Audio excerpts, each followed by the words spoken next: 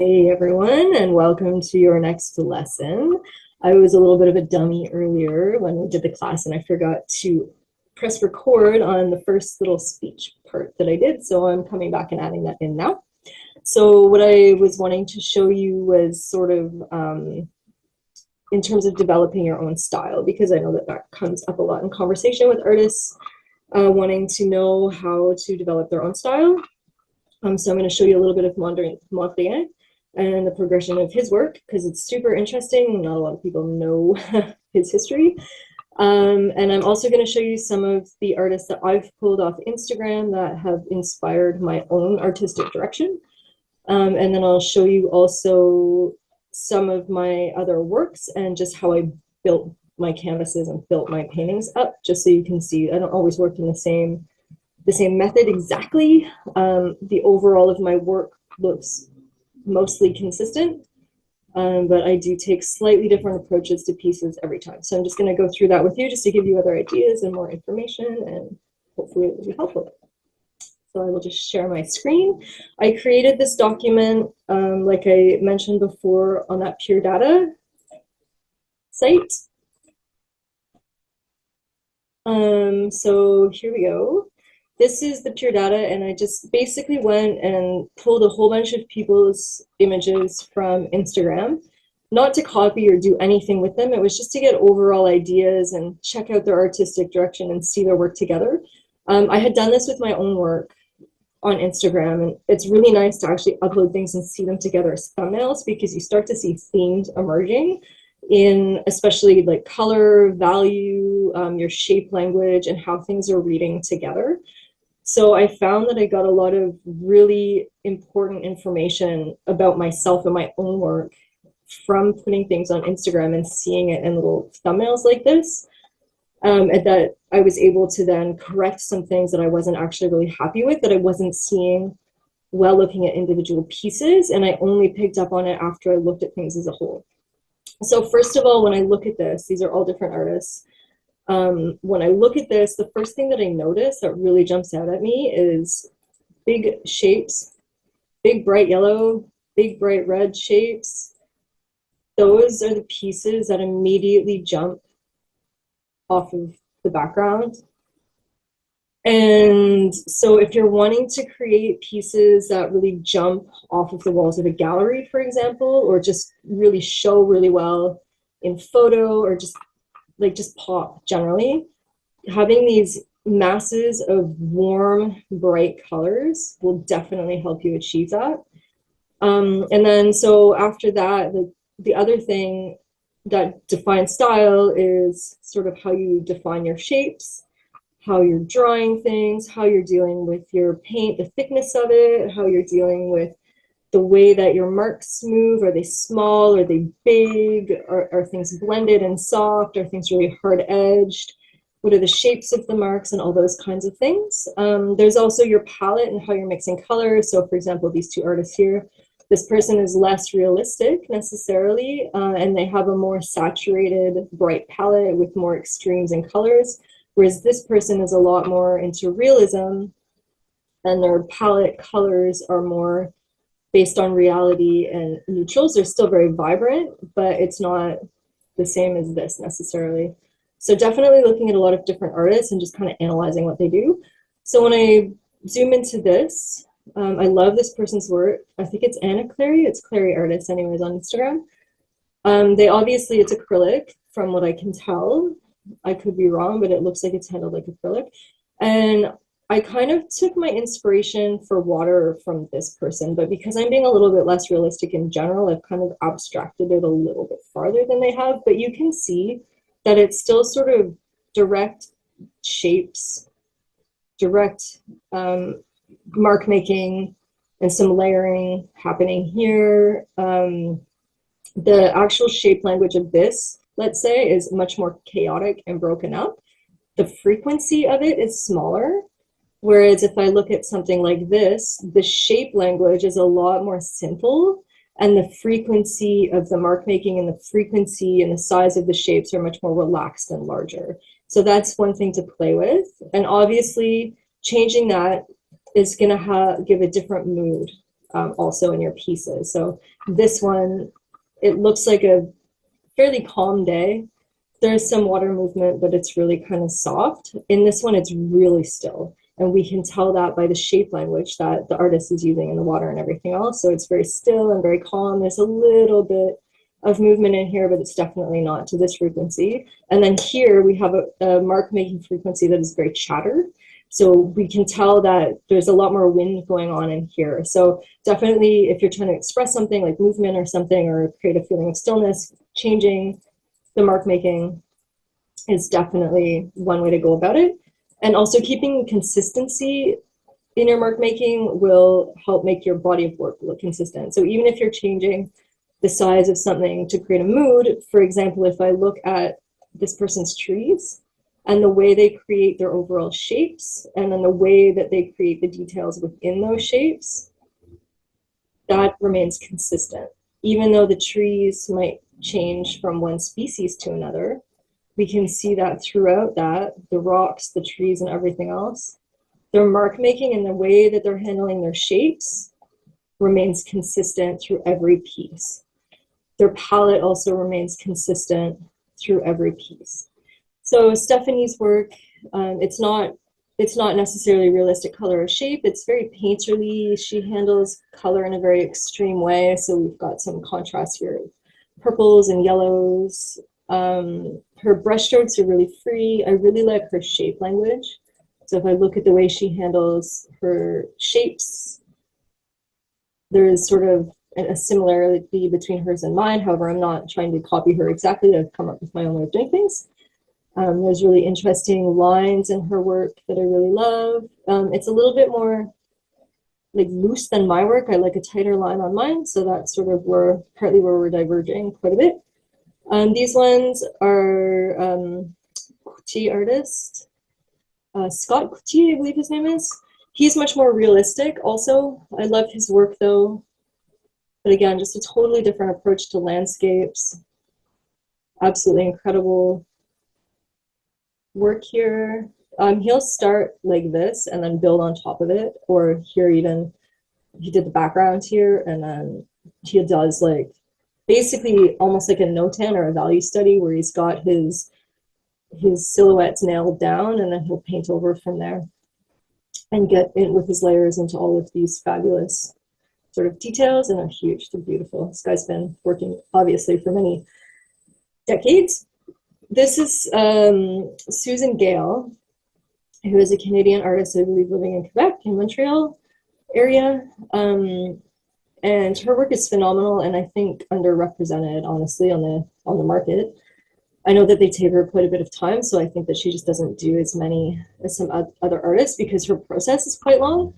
But she'll kind of do these very, very textured paintings that are very thick. It's all acrylic, and she'll block out her paintings like this first, and then I have no idea how she's doing it, but she is then going in maybe with like an icing bag and then putting these dots all over, and these are quite thick. They can be like 1/4 of a centimeter thick. They're really, really thick paintings, and then she's doing this to just carry the light around the painting. So it's like this really sort of soft, dazzly, almost like photographic film effect over the paintings, and they're really beautiful, very richly colored, quite realistic. She often, or mostly, or only even does urban scenes, so that's her subject matter. But I know for a fact if she were to do like a nature scene, she would just deal with it the same way, and then you would be able to tell that it's her stuff. This is Ryan. I don't remember how to pronounce his last name, but I'll put a link to these artists, or I'll at least name them in the email that comes, so you can go search for them yourself. But this is Ryan. He works in the Muskoka, so all of his stuff is based on the Muskoka area. This is oil paint, and he does these very quickly, really large pieces. He'll do them in 8 hours. I literally have no idea how he does it. He'll do one a day. It's nuts. He's in his early 30s and might be one of the highest earning Canadian painters right now, from what I can tell by looking at his website. We're talking, he's made millions selling these, so quite impressive.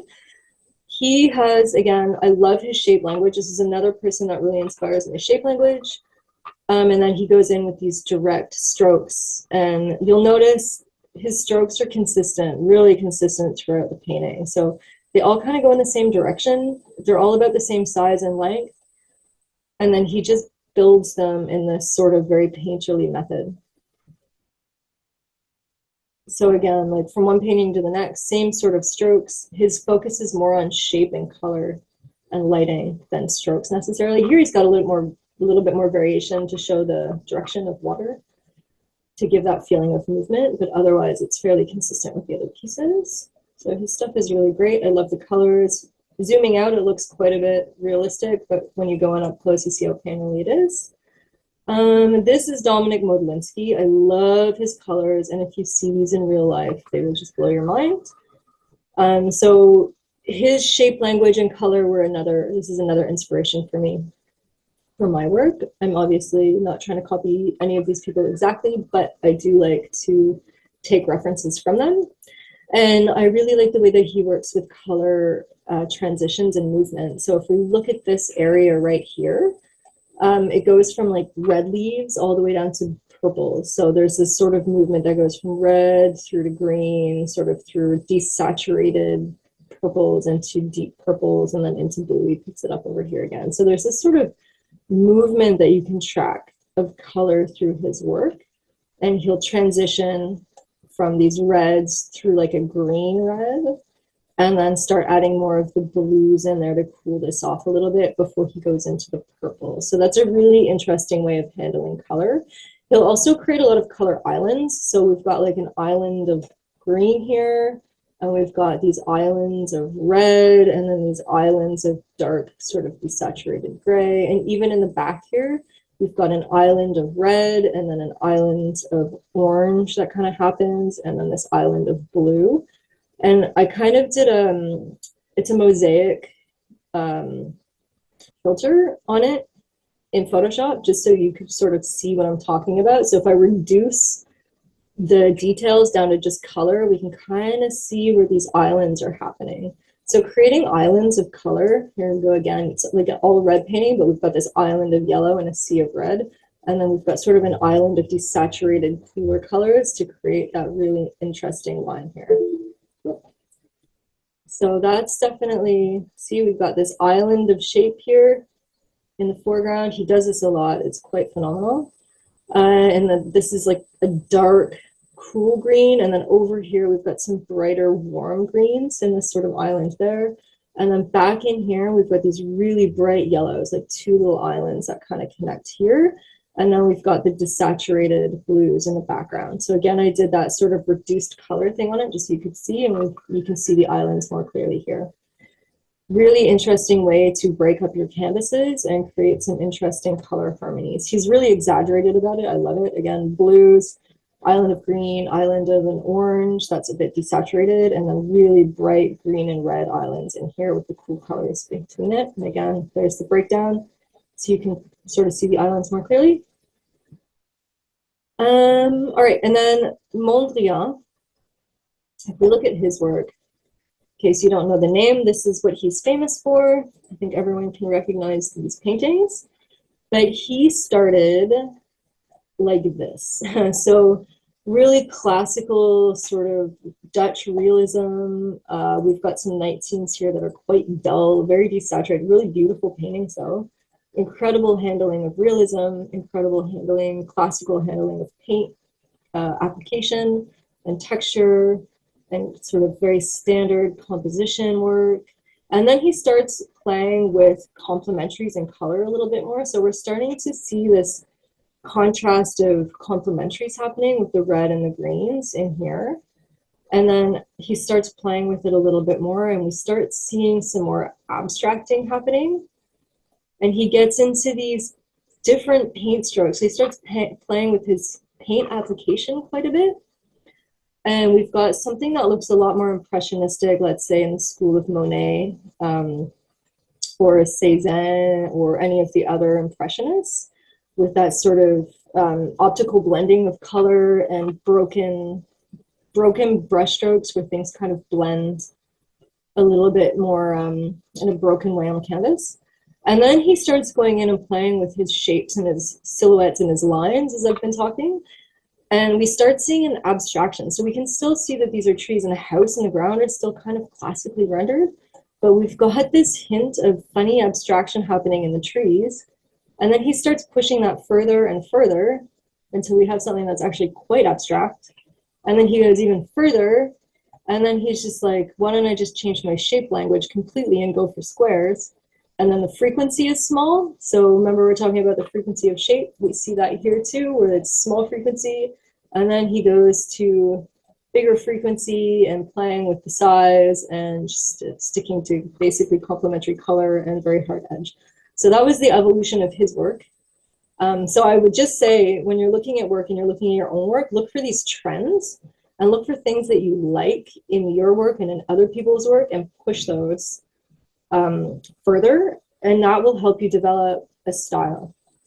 Okay, so next topic. These are some of my paintings, and I wanted to just show you sort of the evolution of some paintings and how I don't always take the exact same approach, but by keeping my saturation similar and my shape language similar, even if I'm using different techniques, we can still see that my paintings are done by the same person. So with this one, I just started on a white canvas, and I did a quick sketch in blue. This was actually a color study, so I wanted to play with some of those color movement ideas that I was seeing in Dominic's work. So I've got the complementary contrast here in purple and yellow, and then I have another strong complementary contrast with the greens and the reds. So you'll see yellow, purple together, and then greens and reds in this band, and then purple and yellow. And I've got some little color islands. It's not quite as obvious maybe as Dominic's, but I do have some color islands at play in this work. It's maybe pushing a little bit more to the realism than Dominic's, but it's still there. So I did the blue and white sketch just to get an idea of where things were, and then I painted in sort of the background colors to just kind of ballpark where I wanted things, as we did with an island in the sky. And then from there, I didn't like the silhouettes and the shapes of my trees. I found them a little bit static and not interesting. So as I started repainting the background, I started breaking up the shapes and adding a few more holes and things to give a sort of more interesting silhouette to these. And then I also tried to transition that color a little bit more extremely than I had in this one. And then I just added the details over top with my direct strokes. So we've got like a play of color and a play of lighting in this. And then this one, so this one I just started, this is 24 by 36. I started with black drawing in paint, just really quickly. It's just acrylic paint that's been watered down a little bit. And then I went in with some, I believe it was quinacridone magenta or primary magenta, and some white just to create a grisaille, or not grisaille, actually it's not gray, but to create a tonal underpainting. So I've already got some ideas of my values. The sky is brighter, the mass is here darker, and then I've got the water, and I've got sort of some of the values in the sky here. And then I added some more of the dark for the trees, because as we discussed, anything that's upright in a landscape is going to be the darkest, anything that's on an angle is in between, and then the sky is the brightest, and anything that's on the ground is also bright, but not as bright as the sky typically, including the water. And then I went in and I painted more of the direction of my sky. And as I mentioned, I do paint over my trees to get the lines moving. So on a larger canvas, this is about how much I overpaint. So I am being a little bit more careful when I have more space, because it's less of a pain than trying to do that on a really small canvas. But you can still see that on some of these finer lines, I wanted to make sure they were going to properly continue behind my trees. So I did just let them go over top. And then I added, oh yeah, I started adding some drawing too, refining some of the drawing and some of the eaves areas, adding some more highlights in my water. And then on this one, I added some of the color for the rocks and added, yep, some down here, rocks up here, rocks up here. Didn't really touch the sky or the island other than adding those colors on top. And then here I've started going in with the color of the trees. And continuing, I think that was it, just adding the color of the trees into this one a little bit more, and started defining their shape a little bit, covering over where I painted over them with the sky.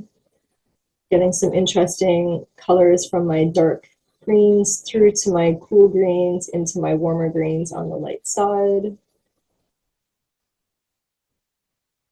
And then here I've continued painting the bottom and some of the water and adding the reflections because I had the colors of the trees, so I knew the colors to put to reflect. Adding a little bit more detail, some water around the rocks, a little bit more layers down here. And as you can see, we can still see the warmth coming through. So from the red, here I've continued painting my clouds.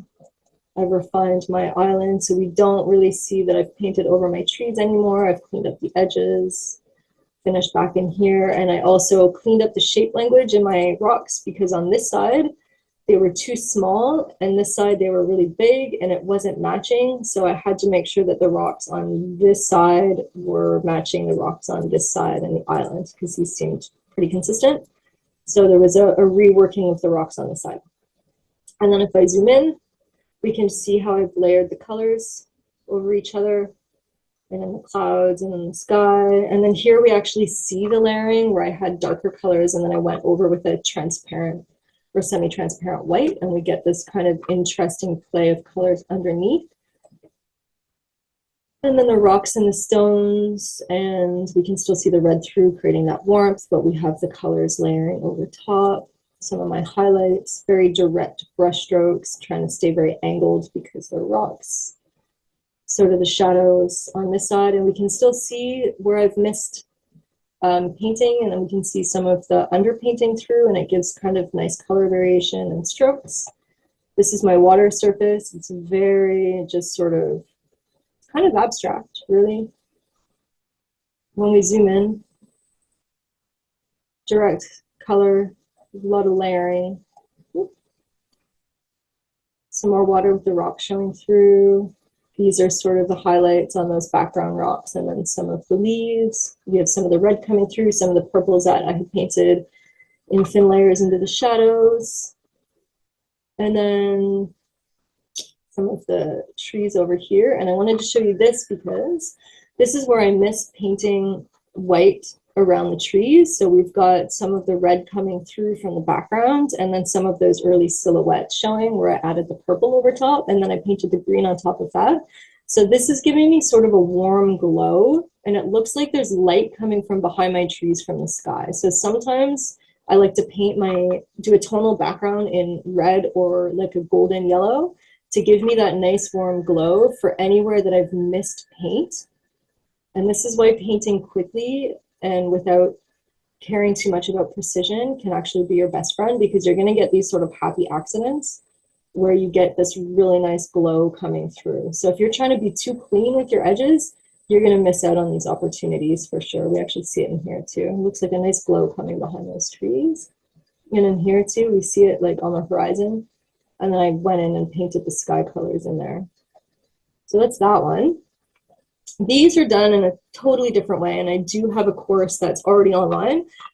Don't register yet. I haven't started talking about it yet or advertising it, and I will be sending you guys a code for $10 off. So because you've taken this class with me, you're going to get a discount on the next one.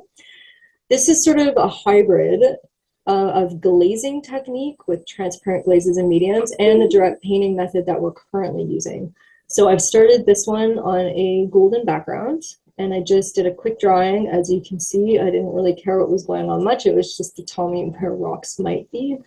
And then I went in after that and started painting in my lights and some of my foliage to nail these shapes a little bit. And then I continued a little bit farther and I started glazing in some of my browns to help me define some of my rock shapes. And you can kind of see these sort of organically building with the technique that I used to do the rocks here. And I don't think for this is really organic, and it's the fact that I'm doing it quickly and without thinking actually gives me something that looks a lot more natural than these, which were sort of painted purposefully by hand. And you can see this is something that all artists have to watch out for, and I always struggle with too, but making shapes the same. If it's nature, it's chaotic and random, so you need to make it look that way. So I feel like I still need to work these rocks a little bit, but the technique that I use for the ones underwater works really, really well. for those. And then from here, as you can see, I continue adding some of my lights into the water. And this is the direct method that we're using for the island. However, I am still glazing in darks into my rocks under the water. And then here I just continued fleshing things out a little bit farther, adding some more blue glazes to darken some of these areas. And then adding some more highlights, finishing off some of the backgrounds here. A little bit farther with some glazes over those highlights. You can see the color shifted, got nice and dark in here, so it really looks like we're underwater. And then this is the final piece. So it went from the direct painting that we're using on the island currently through to a glazed painting on the bottom here where we see the rocks through the water. And again, I'm keeping everything really stylized. I'm not really aiming for realism on this. I want to keep the shape language and the size of my strokes and everything similar to my other paintings so it looks consistent. And just some close-ups of that just so you can kind of see how things are layered. The nice depth that's created with that glazing there in those mediums. Some of the lights on those rocks that are out of the water, and they look drier too, as you notice, the color shift. Rocks do darken and usually warm up when they're wet, so I like to leave, even on some of the edges where they're sticking out of water, I do like to leave some of that orange in there, just to make it look like it's still a bit wet. These are how I did my leaves, just layering the colors from dark to light. So it's funny in this painting, I worked in the glazed water from light to dark, and on the back of the painting, I worked dark to light. So it's absolutely opposite, but in the end, it all comes together. Okay, the next one. This one, the focus was to paint essentially the light on the sand underwater. This is how I started, and I absolutely hated it.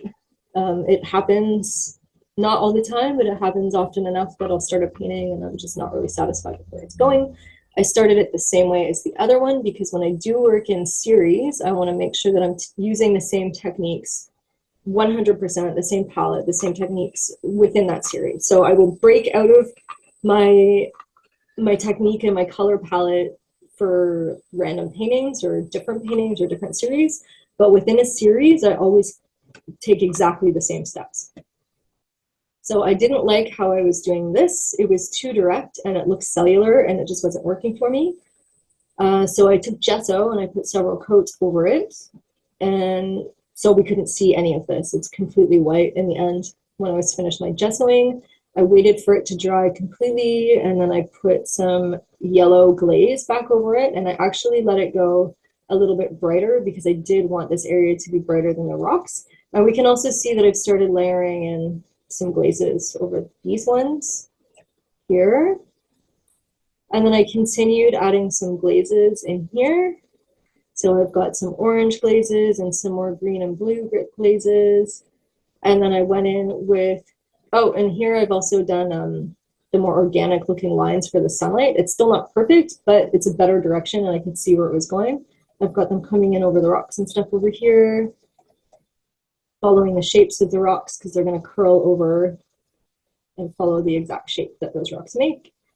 And then I've glazed in some yellows and greens again over here and some more blues. And then I've gone in and added more white to some of those. I tried to break up the sand on the bottom to make it look like maybe the water had been moving and creating those little ridges underneath, adding some general highlights to the areas, and then bumping up some of the spots of those sunlight parts, they're called caustics actually. When the light goes through the water and it breaks up and refracts like this, it's called caustics. I've added some highlights from the sky, some reflections and highlights up here. And then I continued glazing and I completely messed up again. So what I did was I added some ultramarine blue to some, with some sort of gel medium that's white when it comes out of the tube, but it dries clear. And I forgot that it would darken when it dried when the whiteness went out of the medium. So it ended up way too dark. I was trying to get highlights on this and I ended up with these ugly dark streaks and I hated it. So I went in and I painted those white instead. And then when I put my glazes over it, we don't see them anymore. So they just kind of picked up his lighting, and that was fine because I went over it with the yellows and the greens again.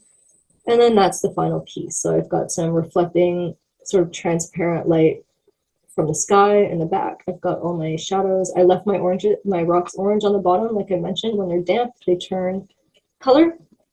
I also helped to add some nice bounce light and highlights in there. Got some lights coming in through the back and some vegetation. And then that's how that ended up turning out. So I did get some close-ups just so you can see how this is working. I also glazed, or not glazed, I varnished in a high gloss on the water. So when we move in front of this painting, it actually changes the way it's lit. So if you move from left to right in front of it and you're looking at it, you actually get sort of this sparkling effect that changes as you move. It's really interesting. And then that's this part of it, just with the darker colors, and it looks like nice deep water. It's a good technique for this. There you go, some of the greens, the reflections on top, with close up of the background. This gets nice and deep in here, but we see some of that work that I had already built up from underneath. Some of those nice bright sun spots on the rocks, but it's deeper, so it's less obvious. And then on the sand there where it's brighter. And then those are the two hanging together, so we can see they look like they belong to the same series. And then the next one, this one I'm just finishing up. It's not quite done. I find the color contrast isn't what I want yet. This is another 24. Oh, these are both 24 by 24 inches, these ones. And then this is 24 by 36, which is one of my favorite formats. So I started it, obviously, just sketching it out really loosely with some blue paint on a paintbrush.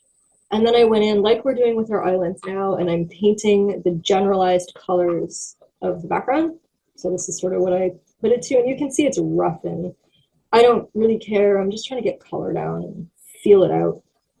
I'm not being too precious about it. My trees are kind of there, not fully defined, but I know where they're going. And then from there, I started painting the sky. So I started in the background again, like we did. So all over, then trees, everything kind of comes together, and then back into the sky. And here you can see where I've overpainted. And again, it's a bigger painting, so I didn't overpaint quite as much, just because I had more space.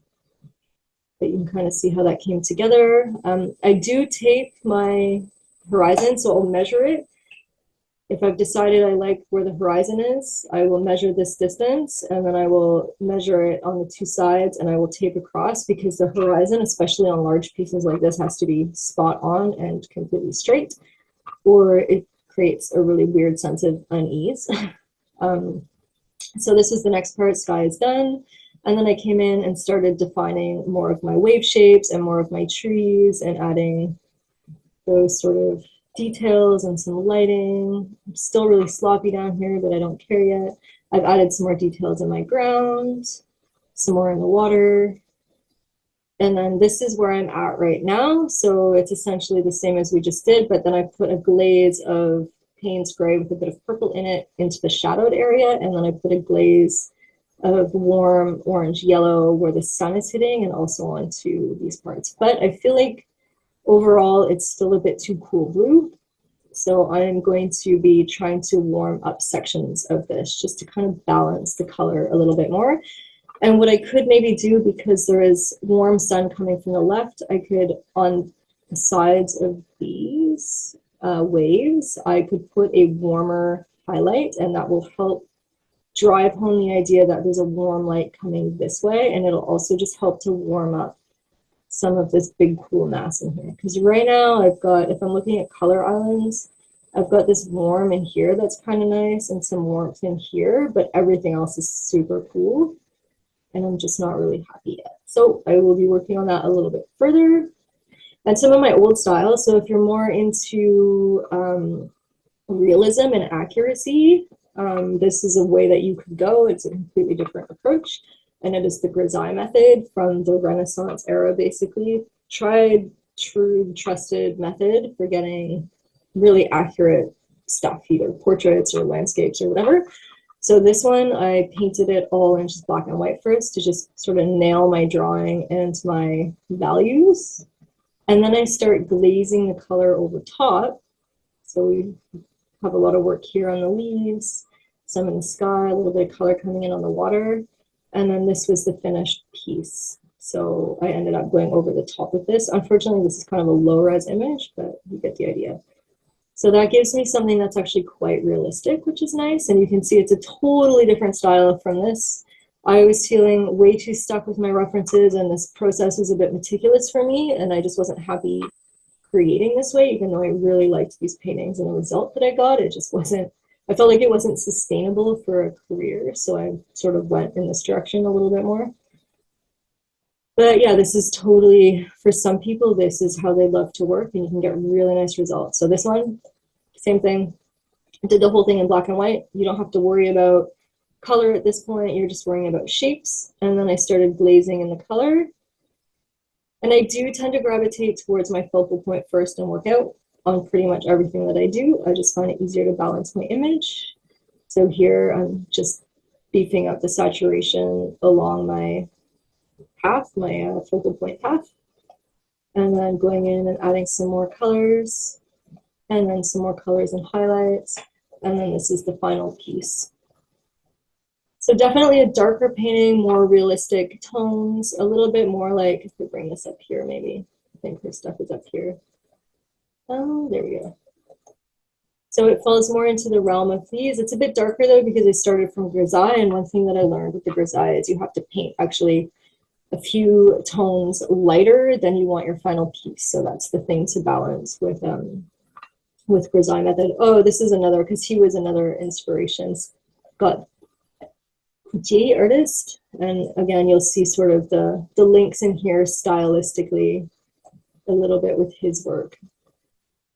So that's sort of an overview of how I look at other people's works and analyze, and I also apply all of those sort of ideas and rules when I'm looking at my own works to analyze what's going on, because I think when you start doing that, it helps you identify patterns in your work and where you're stuck. And if you're not liking your pieces for any reason, or you want to advance in a certain way, it'll give you sort of a vocabulary and a set of tools for taking things forward in your own work. So that's it. And then we jumped onto the painting, and we did the sort of blocking of the watercolors, the watercolor. So yeah, I'll see you guys next week, and thanks a bunch.